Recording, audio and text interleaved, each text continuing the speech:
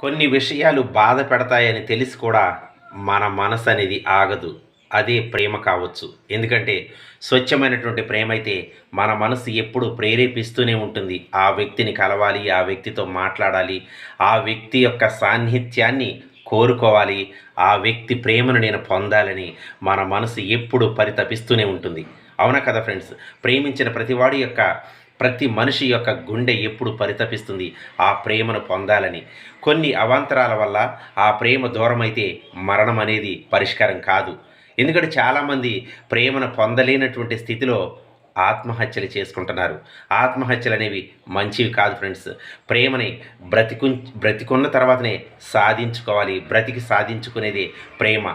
మీరు ప్రేమించేది స్వచ్ఛమైన ప్రేమ అయితే మీరు తప్పనిసరిగా కలిసి ఆనందంగా జీవించేటటువంటి సమయం అనేది తప్పనిసరిగా వస్తుంది.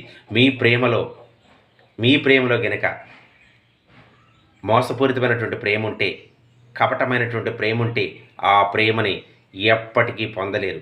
కాబట్టి ప్యూరిఫైడ్‌గా లవ్ చేసుకొని, స్వచ్ఛమైనటువంటి మనసుతో ప్రేమించుకుంటే పెద్దలు కూడా మీకు అడ్డురారు.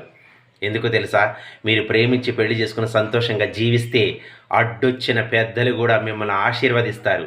అవునా కదా ఫ్రెండ్స్? కాబట్టి ప్రేమించిన ప్రతి ఒక్క ప్రేమికుడి యొక్క ప్రేమ సక్సెస్ కావాలని మనస్ఫూర్తిగా కోరుతున్నాను.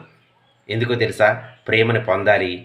ఆ ప్రేమలో ఉన్నటువంటి మాధుర్యాన్ని ఆస్వాదించాలి. అప్పుడే ఆ ప్రేమ పరిపూర్ణమైనటువంటి పరిపక్వత చెంది మంచి అమృత ఫలాలను మీకు అందిస్తుంది. ఆనందమైనటువంటి ఘడియలను మీరు ఆస్వాదిస్తూ ఆనందంగా జీవిస్తారు. కాబట్టి ప్రేమించిన ప్రతి వాళ్ళు ఆ ప్రేమను పొందలేని పరిస్థితిలో ఆత్మహత్యలు మాత్రం చేసుకోవద్దని నేను మీకు చిన్న సలహా ఇస్తున్నాను. ఈ సలహా సజెషన్ నచ్చినట్లయితే తప్పనిసరిగా లైక్ చేయండి. ప్రతి ప్రేమికుల యొక్క ప్రేమ గెలవాలని మనస్ఫూర్తిగా కోరుతున్నాను.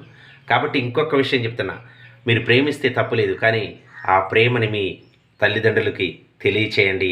వాళ్ళ యొక్క సమక్షంలోనే మీరు విజయవంతంగా వివాహం చేసుకోండి. ఓకేనా ఫ్రెండ్స్? Thank you. జై హింద్.